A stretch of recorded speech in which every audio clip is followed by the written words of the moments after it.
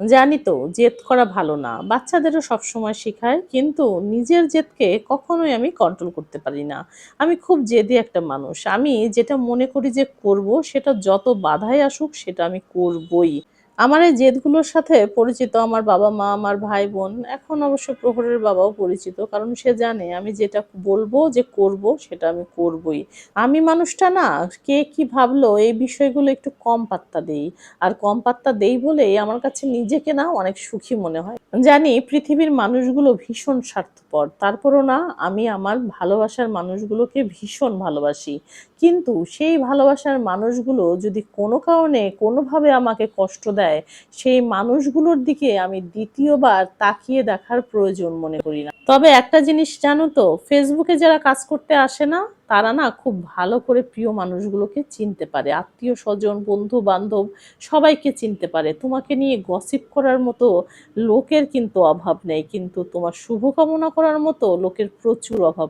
সেটা তুমি এই প্রফেশনে আসলেই বুঝতে পারবে। আমার হাসব্যান্ডের যত প্রতিপত্তি, যত টাকা পয়সাই থাকুক না কেন, আমি শিল্পী যদি নিজের পায়ে নিজে স্বাবলম্বী হয়ে থাকতে না পারি না, সেক্ষেত্রে না আমার মরেও শান্তি হবে না।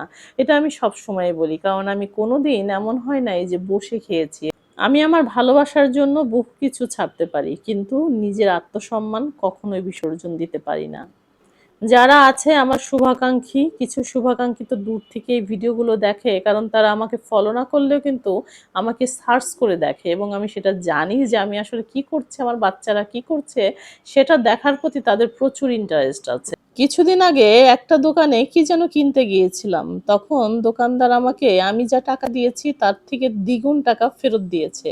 তখন আমি সাথে, সাথে বললাম, "ভাই, আপনাকে আমি কি দিলাম আর আপনি আমাকে কি দিলেন?" বলতেছে, "আপা, আপনি তো সৎ, এইজন্যই আপনি কথাটা বললেন। অনেকে তো এই কথাটা বলারই প্রয়োজন মনে করতো না। এভাবেই আমার টাকাগুলো নিয়ে যেত।" কোনো লোকের মুখ থেকে যখন এ ধরনের কথা শুনি তখন মনে হয় না, জীবনটা বুঝি সার্থক। কারণ আমি সৎ সেটা আমি বিশ্বাস করি। আমি সৎ জন্যই আজকে এই পর্যায়ে এসে দাঁড়াতে পেরেছি। আমার জীবনে আফসোস করার মতো আসলে তেমন কিছু নাই। আমি যা কিছু পেয়েছি তাই নিয়ে প্রচন্ড পরিমাণের হ্যাপি একজন মানুষ।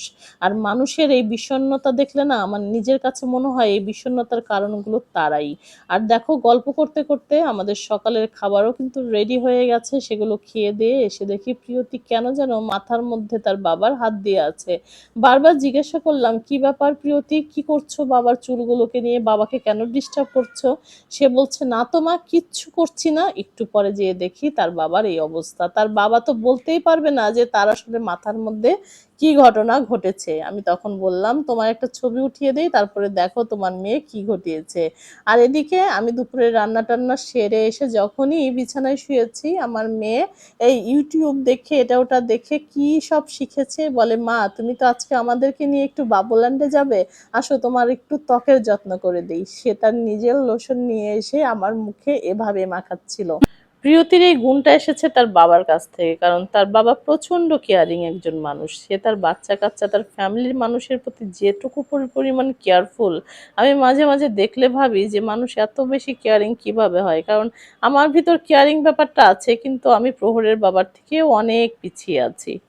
আমার প্রহর খুব ভালো মনের একজন মানুষ হয়েছে। আর ওদিকে প্রিয়তি হয়েছে ভীষণভাবে কেয়ারিং। সে প্রত্যেকটা ব্যাপার একদম বাবার মতো করে কেয়ার করতে পছন্দ করে।